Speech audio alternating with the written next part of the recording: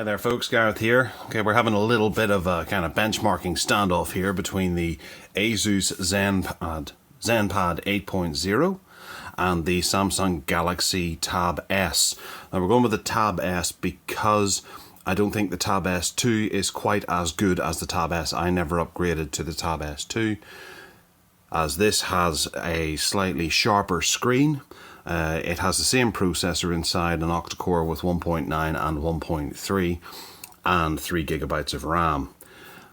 Whereas inside this is the Intel Atom alongside 2 gigabytes of RAM and 16 gigabytes of storage. So there is a little bit of a difference in that this is running Intel and this has the Exynos processor from Samsung. So we're going to have a quick look at some of the benchmarks. Now I've been having a few problems with a 2.2 going in on this.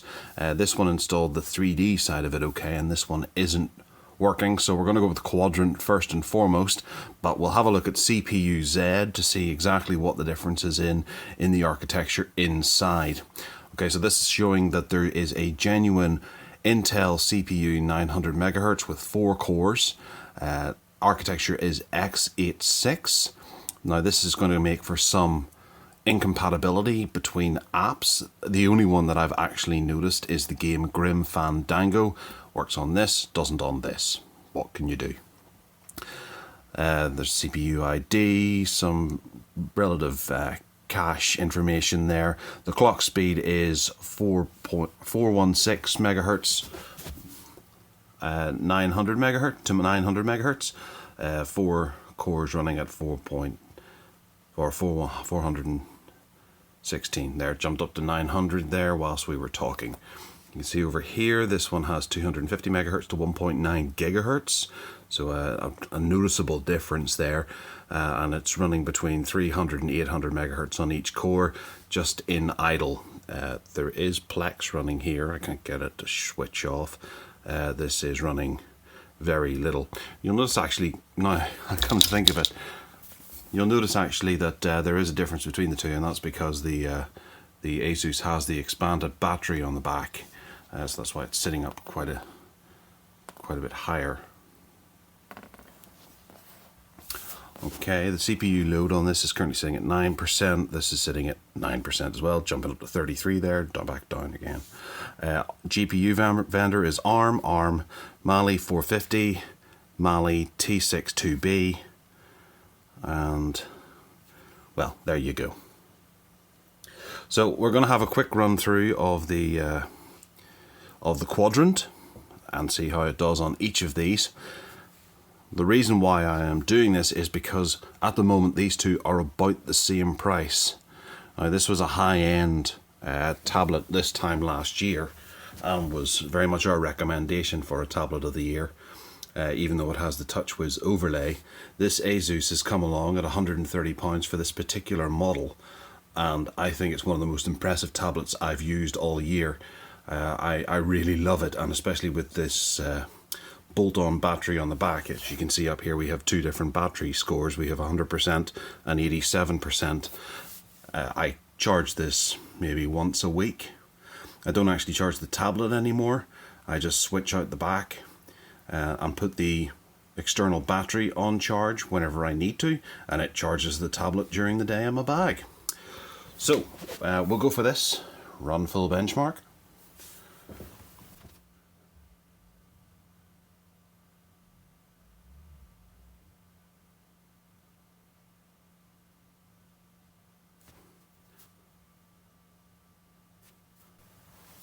And there we have it, the overall score. There is a noticeable difference between the devices here. 24,779, 8,547. Now I had expected this to be a great deal higher than that, and I'm wondering what's going on. So here we are on Geekbench. We're going to give it a second try here just to see how well we can do against it. Again, you can see there is a big difference in the specs initially straight away. And we'll hit run benchmarks and see if we can get them running at around the same kind of time.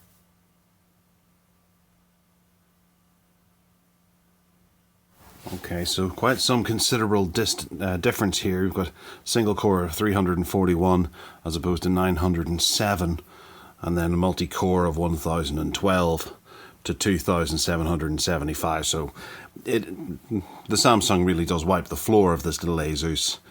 The Asus cannot keep up with it at all. You know, firing down here,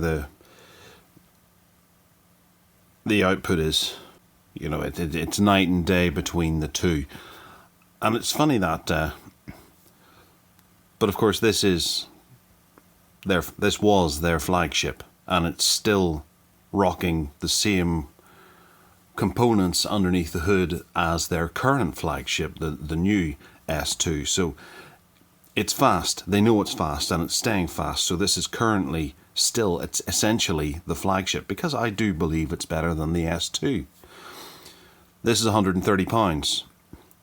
This has given me not a single reason to actually think that these scores are so different from these. It runs everything very nicely. Watching video, playing it back, I generally only go for 720 because it's smaller, and given that these are 16 gigabyte devices, you have to take into account external storage speeds as well whenever you're going for 1080p. So 720 it looks fine on both of these devices for a commute. This has never had a problem. It doesn't slow down. I will say this, that this does have a continual 5-minute lag of a couple of seconds. Every 5 minutes of video, you will notice it almost buffers a little bit as it's throwing in and out of memory. And that is completely inexcusable given these kind of scores. When playing games, this runs very smoothly. Admittedly, the loading times are a little longer because this just cranks through them. When looking at the actual screens, you know, you can see on here, actually looking through the viewfinder, this looks a little bit pink, whereas to the naked eye this looks pink in comparison to that. It's kind of funny that, and I've got these both on, I'll take that off auto brightness, might make a bit of a difference. On the viewfinder this looks even pinker now. So that's a bit of a benchmarking thought for how this measures up against one of the market beasts out there, and it's about a third as good as this whenever it comes down to things, but whenever it actually boils down to day-to-day use, I genuinely couldn't see a difference between the two. So thanks for watching. Take care now.